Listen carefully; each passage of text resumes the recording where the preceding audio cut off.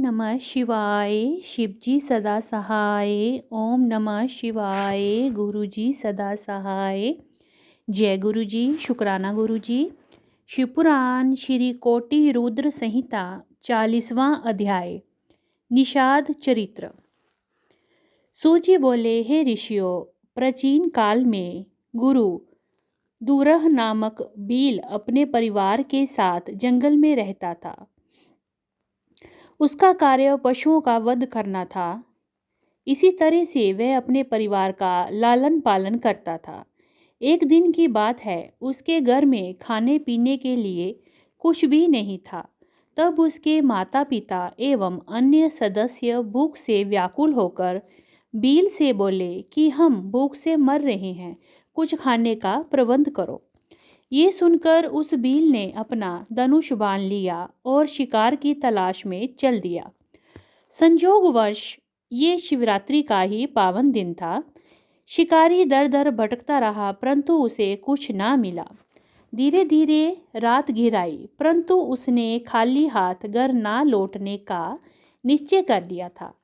इसीलिए वह तालाब के किनारे बैठ गया कि जो भी पशु जल पीने आएगा मैं उसी का शिकार कर लूँगा। ऐसा विचार कर वह बेल के पेड़ पर बैठ गया। रात घिर आई थी, तभी वहाँ एक हिरनी जल पीने के लिए आई। उसे देखकर बील ने अपने धनुष पर बाण चढ़ाया। उसी समय ओस में भीगे कुछ बेल के पत्ते वहाँ स्थित शिवजी के ज्योतिर्लिंग पर गिरे, जिससे बील द्वारा प्रथम पहर की पूजा पूरी हो गई और भील के पापों का नाश हो गया। उधर भील के धनुष की टंकार से हिरनी सब कुछ जान गई। वह उस भील से प्रार्थना करने लगी, हे भील, आप मेरा वध करना चाहते हैं, मुझे मारकर अपनी भूख मिटाना चाहते हैं। यदि ऐसा करने से आपका दुख दूर होता है तो मैं मरने के लिए तैयार हूँ, परंतु आप थोड़ी देर रुक जाए। मेरे बच्चे अकेले हैं, मैं उन्हें अपनी बहन के पास छोड़कर आती हूँ। तब भील को विश्वास दिलाकर वह हिरनी वहाँ से चली गई और भील उसके इंतजार में जागता रहा। इसीलिए उसे जागरण का फल भी मिल गया। कुछ देर पश्चात उस हिरनी की बहन उसे ढूंढते हुई वहाँ पहुँची। उसे मारने के लिए जब भील ने अपने हाथ में धनुष लिया तो पुनः बेलपत्र व ओस शिवलिंग पर चढ़ गए। इस प्रकार दूसरे पहर का भी पूजन हो गया, परंतु उस हिरनी ने भी भील से प्रार्थना की कि मैं पहले अपने बच्चों को देखाऊं, तब तो मुझे मारना। भील के आज्ञा दे देने पर वह हिरनी भी पानी पीकर वहां से चली गई और भील हिरनी का इंतजार करने लगा। इस प्रकार जागरण करते हुए रात का दूसरा पहर भी बीत गया। जैसे ही रात्रि का तीसरा पहर आरंभ हुआ, एक मोटा हिरन पानी पीने हेतु उस तालाब पर आया। उसे देखकर भील ने जैसे ही अपने धनुष पर बाण चढ़ाया, वह हिरन डर गया। उसी समय ओस रूपी जल एवं बेलपत्र पुनः शिवलिंग पर गिरे, जिससे तीसरे पहर का पूजन संपन्न हुआ। वह हिरन भी शीघ्र लौटने का वादा करके अपने बच्चों को समझाने के लिए चला गया और वह भील उसके इंतजार में जागता रहा। उधर दूसरी ओर वे तीनों, दो हिरनी व हिरन, घर में एकत्रित हुए और उन्होंने सारी बातें एक दूसरे को बताई। जब तीनों को ये ज्ञात हुआ कि तीनों ने ही भील राज से वादा कर लिया है, तब वे अपने बच्चों को ठीक से रहने की आज्ञा देकर वहाँ से तालाब की ओर चल दिए। बच्चों ने भी सोचा कि हम अपने माता पिता के बिना कैसे रहेंगे, इसीलिए वे भी उनके पीछे पीछे चल पड़े। इस प्रकार हिरन, दो हिरनियां एवं उनके बच्चे एक साथ भीलराज के पास पहुँचे। इतने सारे शिकारों को एक साथ देखकर भीलराज बहुत प्रसन्न हुआ। जैसे ही उसने उन्हें मारने के लिए धनुष निकाला, एक बार फिर ओस रूपी जल एवं बेलपत्र वहां स्थित शिव ज्योतिर्लिंग पर चढ़ गए। इस प्रकार अनजाने में ही उसके चौथे पहर की पूजा भी पूरी हो गई। जिसके फल स्वरूप उसके सभी पाप कर्म नष्ट हो गए और उसे ज्ञान की प्राप्ति हुई। उसने अपने मन में विचार किया कि मुझसे श्रेष्ठ तो ये पशु हैं जो परोपकार के लिए अपने प्राण न्यौछावर करना चाहते हैं, और मैं मनुष्य होकर भी हत्या आदि बुरे कर्मों में संलग्न हूँ। ऐसा विचार कर भील बोला, हे मृगियो, तुम धन्य हो, तुम्हारा जीवन सफल है। तुम जाओ और प्रसन्नतापूर्वक निवास करो, मैं तुम्हें नहीं मारूंगा।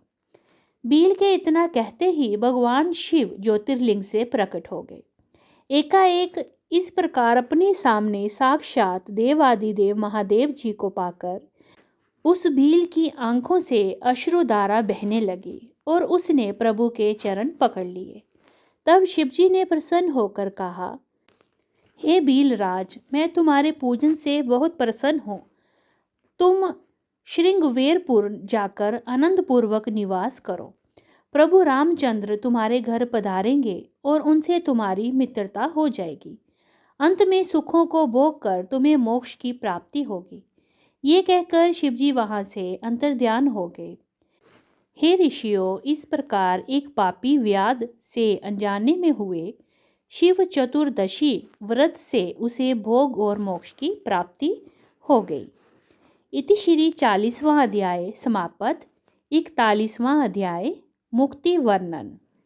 ऋषि बोले, हे सूत जी, आपके मुख से हमने कई बार मुक्ति शब्द को सुना है। मुक्ति मिलने से क्या होता है?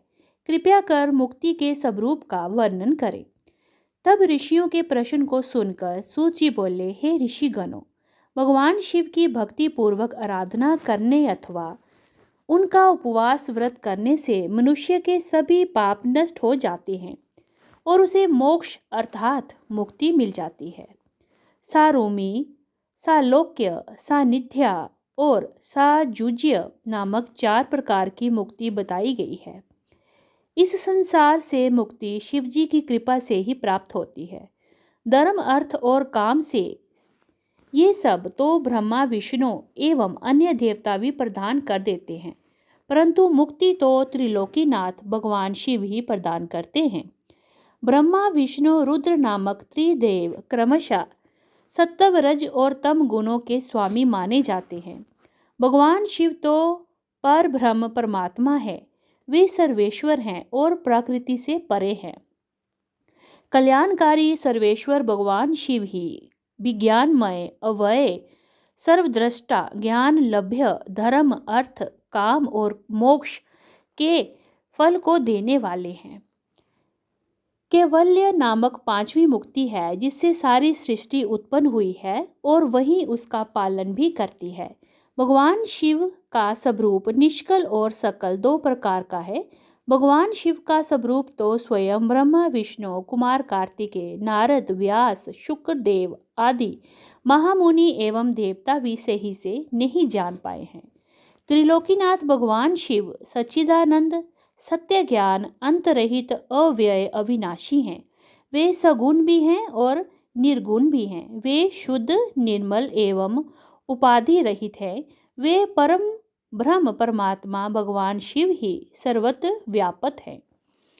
सूक्ष्म बुद्धि द्वारा भगवान शिव का भजन करने से ही अज्ञानता दूर होती है और सत्पुरुषों को शिवपद की प्राप्ति होती है। यद्यपि ज्ञान प्राप्ति अत्यंत कठिन है, परंतु भगवान शिव का शुद्ध मन से भजन करने से मुक्ति का मार्ग सरल हो जाता है। सदाशिव भजन के अधीन हो ज्ञान एवं मुक्ति से अपने भक्तों को अपनी शरण में ले लेते हैं, जिसकी परम कृपा से मुक्ति का मार्ग आसान हो जाता है। वे प्रेम का अंकुर रूप प्रेम लक्षण भक्ति ही है जिसका वर्णन करना असंभव है। भक्ति गुण युक्त एवं गुण रहित अनेकों प्रकार की है जिसका वर्णन अत्यंत कठिन है। वेद एवं स्वाभिभिकी नामक भक्ति में स्वाभिभिकी भक्ति श्रेष्ठ मानी जाती है। नैष्ठिकी भक्ति 6 और अनैष्ठिकी भक्ति 1 प्रकार की है।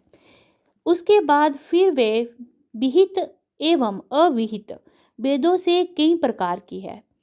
इन दोनों के 9 अंग हैं। इनके द्वारा कठिन मुक्ति भी सुलभ हो जाती है। इस प्रकार भक्ति और ज्ञान दोनों एक दूसरे के पूरक हैं, उनमें भेद नहीं किया जा सकता। इनके साधक को सदा सुख की प्राप्ति होती है, अतः भगवान शिव की सदा भक्ति करनी चाहिए। मुनियों, मैंने मुक्ति का वर्णन आपसे किया, जिसे सुनकर सभी पापों से मुक्ति मिल जाती है। इति श्री 41वां अध्याय समाप्त। ओम नमः शिवाय। शिवजी सदा सहाय। ओम नमः शिवाय। गुरुजी सदा सहाय। जय गुरुजी। अनंतम अनंतम शुक्राना गुरुजी।